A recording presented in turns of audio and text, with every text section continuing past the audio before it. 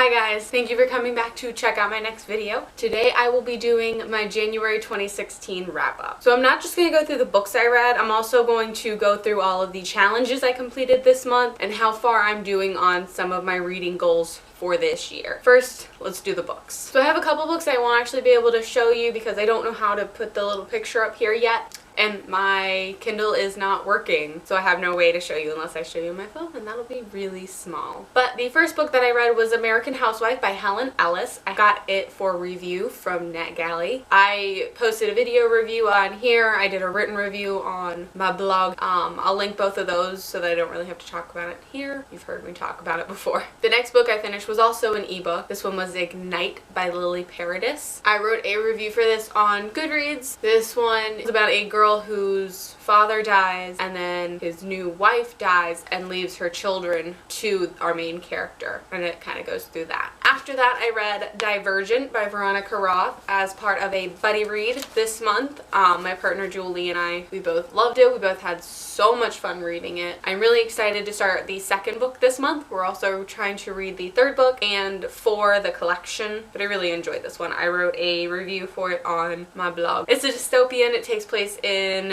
post-apocalyptic Chicago. It's about 5 factions. Our main character Tris has to decide what faction she wants to go into during her choosing ceremony, and chaos ensues. After that, I read Illuminae by Amy Kaufman and Jay Kristoff. This was fascinating. Like everybody else, I was so worried that I wasn't going to be able to get into this story because it's not written like a normal story. It's written through like conversations that are typed up. We also have surveillance footage written out, handwritten things. It's just absolutely like all which ways. It's so cool. It was so interesting, and it does an amazing job telling a complete story. It's actually the first book in a series. The second one comes out later this year, and I'm excited to pick it up. After that, I read We All Looked Up. This is about a group of teenagers who don't really know each other very well at the beginning of the story, and they find out that there's a 66.6% chance that the world is going to be hit by a meteor. It's big enough to kill everyone. It's big enough to just destroy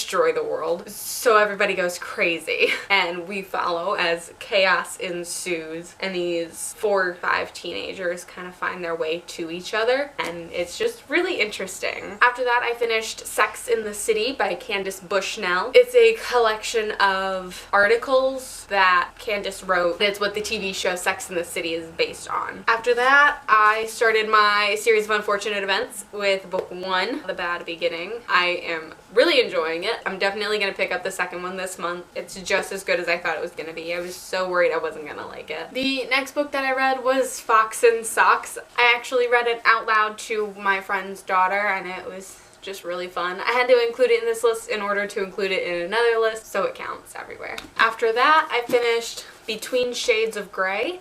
This is a historical fiction novel that takes place in Lithuania in 1941. It breaks your heart. It's very good. I really enjoyed this book. This is probably one of my favorite books that I've read this month. After that, I read Happily Ever After by Kiera Cass. This is the bind up of all of these selection stories. It was just a really nice addition. Like, it was really cute, and it really added something to the story. All of the different perspectives that we get and all of that that's in here was just really nice. After that, I read A Midsummer's Night #No Filter and Macbeth #Killing It. These are 2 of the Shakespeare plays told in text message. And to finish off my month, I read Never Always Sometimes by Adi Alsted. This is about 2 friends. They're about to graduate high school, and they made a list in middle school of things that they would never do throughout high school, and then they decide to do everything on the list. Really good idea, pretty good execution. Oh my god, the characters drove me insane. I wrote a full review on this, went in depth on why these characters just made me so irritated and all of that fun stuff. So I will have that linked below so you can check it out. Below I will have the links to all of the reviews that I did for all of these books. I will also have a link to my blog post about everything just in case. So I did a readathon this month. I'm not really going to talk about it because I talked about it in 2 of my other videos, I think, so far. I will link to the video that I did talking about the readathon, and then I will also link to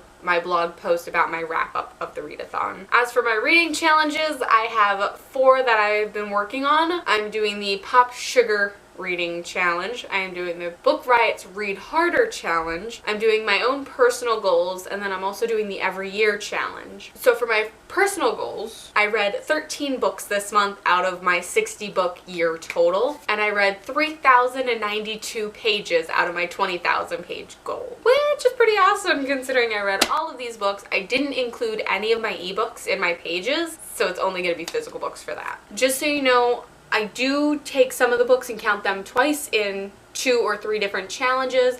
I just won't use the same book twice in the same list. So for the Pop Sugar Reading Challenge, I will tell you what the challenge is and which book I used to complete it. So for read a book under 150 pages, I did A Midsummer's Night, #NoFilter. It is 86 pages. For a New York Times bestseller, I chose Between Shades of Grey. For a book you can read in a day, I did A Bad Beginning. I didn't plan on reading it in a day, but I ended up reading it on a Wednesday, I think. A book published in 2016, I chose American Housewife. I don't have a physical copy of it, but it was published this month. For a dystopian novel, I did Divergent. And for a book with a blue cover, I chose Never Always Sometimes. So for the Book Riot Read Harder challenge, for the first one, it was to read a collection of essays, and I chose American Housewife. For read a book out loud to someone, I read Fox in Socks by Dr. Seuss to my friend's daughter. That's why I had to include it everywhere else, because in order for me to include it in one of my challenges, I feel like I have to include it in everything else. For a book over 500 pages, I chose Illuminae. This is 599 pages. And for a book under 100 pages, I did